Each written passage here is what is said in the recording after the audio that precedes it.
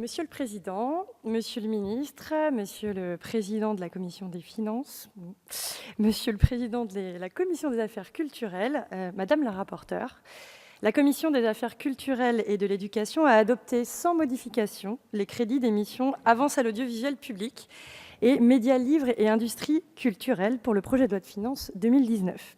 Alors pour commencer, on peut se féliciter de ce budget globalement préservé. Marie-Ange Magne, rapporteure spéciale, a donné les grands équilibres de ces missions préservées. Monsieur le ministre, vous avez souligné votre attachement à la liberté et au pluralisme de la presse et avez dressé les perspectives qui pourront contribuer à leur transformation, notamment avec la réforme de la loi Bichet. Alors je profiterai de cette tribune pour m'attacher plus particulièrement aux crédits industrie culturelle et aux avances à l'audiovisuel public. J'en profiterai aussi pour m'interroger sur le sort réservé au crédit d'impôt qui, depuis des années, contribue au dynamisme de l'industrie culturelle. Je pense notamment au crédit d'impôt phonographique, qui apporte un dynamisme réel à la filière et à la visibilité de la création francophone. Monsieur le ministre, vous nous aviez rassurés sur ce point en commission. J'espère que vous pourrez émettre pour les crédits, pour les articles non rattachés, dans quelques jours, un avis favorable.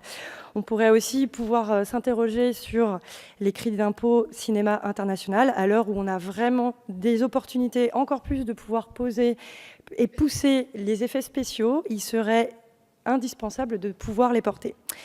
Ce crédit d'impôt n'est pas seulement là pour la création, il a des retombées incroyables pour l'emploi de nos techniciens, pour l'activité économique dans la location de matériel, des locations de plateaux, hôtellerie, restauration, à Paris comme en région. Aussi, j'espère que vous serez aussi attentifs que nous à pouvoir prolonger ces effets positifs. Mais pour en revenir au crédit des missions, et nous l'avons déjà abordé, l'effort demandé à l'audiovisuel public et ses conséquences devront être observées de près par cette tutelle, mais aussi par le Parlement.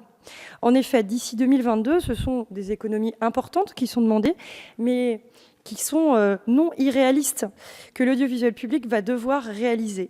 Si la transformation est nécessaire pour reconquérir la confiance d'un public élargi, nous entendons également les craintes d'un secteur, celui de la création audiovisuelle et cinématographique. En effet, les auteurs, bien sûr, sont inquiets de la baisse du chiffre d'affaires des groupes sur lesquels sont assises leurs rémunérations en gestion collective. De leur côté, les producteurs sont également inquiets du niveau des investissements que France Télévisions et Arte pourront encore consentir. Bien sûr, maintenir ces investissements est dans l'intérêt le plus strict de ces diffuseurs, tant la création est devenue le nerf de la guerre de tous les canaux de contenu. Alors, le gouvernement s'est engagé à sanctuariser ces investissements à leur niveau actuel, c'est-à-dire 560 millions d'euros pour ces deux entreprises, France Télévisions et Arte. Vous vous êtes montré rassurant en commission, Monsieur le ministre, en évoquant la possibilité d'un suivi, afin que la sanctuarisation que le gouvernement a appelée de ses voeux soit vraiment effective et basée sur des éléments tangibles, au-delà même que la simple et légitime confiance que nous devons placer dans ces sociétés. Enfin, j'arrive à ce qui a fait l'objet de la partie thématique de mon rapport, le soutien à la création et à l'exportation des séries de fiction françaises. Vous le savez, et vous le savez tous, les séries ont le vent en poupe, et de nombreux acteurs économiques en ont fait une véritable arme de conquête des marchés internationaux.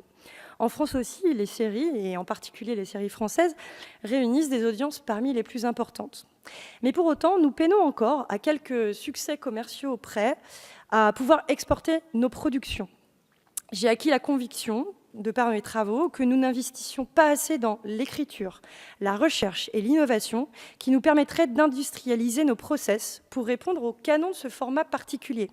Il faut délivrer bien, il faut délivrer vite, tout en favorisant notre originalité et nos valeurs. Nous pensons encore trop petit, avec des budgets qui ne rivalisent pas avec ceux de l'étranger. Les diffuseurs pensent encore trop souvent à servir leur marché domestique sans se projeter à l'international. Ce qui est logique dans un univers réglementaire dans lequel ils ne retirent pas, ou alors très marginalement, les bénéfices des exploitations secondaires des œuvres qu'ils ont financées. Mais je crois suffisamment au talent de nos auteurs, au talent de nos producteurs et à l'audace de certains diffuseurs pour estimer que des ajustements sont nécessaires. Il faut poursuivre la dynamique du plan série qui avait été annoncé pour cibler les séries créatives, originales et susceptibles de s'exporter. Et je tiens à réaffirmer l'ambition de ce plan. Alors même que de plus en plus les créations s'entremêlent, que devient plus perméable le cinéma, les séries, les jeux vidéo, l'interaction, il me paraît essentiel de ne pas trop nous enfermer dans des couloirs de nage, mais de veiller à prendre possession du grand bain de la création.